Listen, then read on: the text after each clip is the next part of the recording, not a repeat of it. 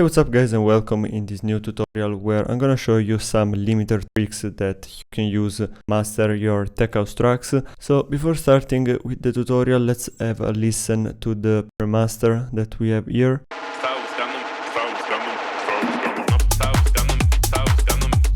So this is actually one of the construction kits inside of Roomba 2, so you can check it out from the description below, and you can basically have access to all the MIDI and stems of this track. Then let's see the master chain, really simple. We just have an EQ, a bit of compression with the SSL comp, and then we have the Pro L2, which is the one that we are gonna use for this demonstration. So these concepts are basically applicable to all the other limiters, but we're gonna use the Pro L2 in this case because it's the best in my opinion. So let's start with the very bottom of the plugin. So as you can see, the first thing here is true peak limiting, which is on by default, and we're gonna turn it off.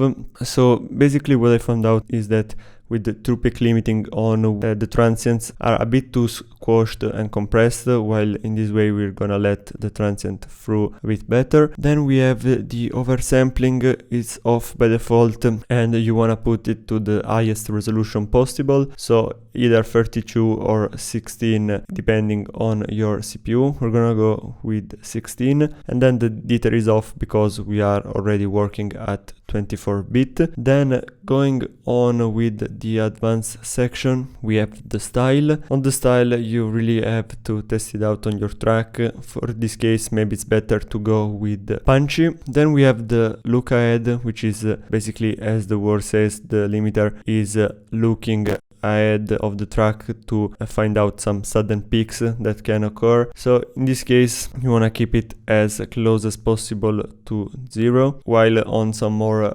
melodic and less drum heavy genre you can go a bit more to the mid to slow look ahead. In terms of attack and release, it really depends on your track, but basically what the attack is doing in a limiter is telling the release to activate. So the slowest is the attack, the later the release will come in, and in drum heavy genre like this one, it's not really necessary to have a sustained release because you want the transient to go through and to not be compressed too much. And the final thing is channel linking. So basically if you turn this one all the way to 0, we have the channel link at 0%, which means that the limiter will act differently on the left and the right channel, and this is like basically having two different limiters for each channel, and it can be a really powerful trick for this kind of tracks. And we're also gonna put the channel link release to 0. Obviously you have to test it out depending on your track.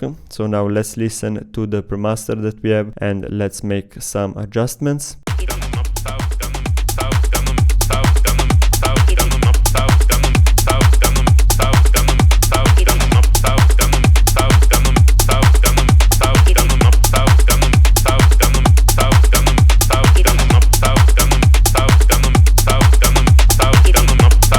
So also let's load a span so that we can have like a visual reference of what's going on.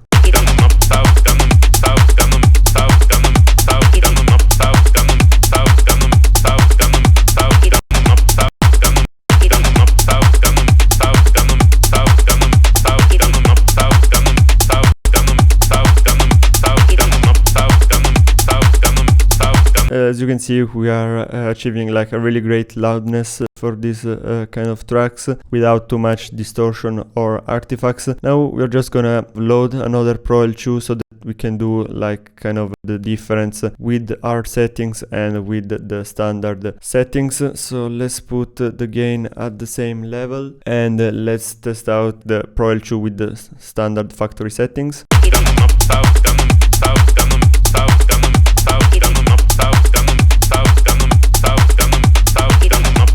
Track is sounding like not that clean, a bit too compressed, the transient are not really that sharp, and overall it sounds a bit muddy. While let's come back to our limiter.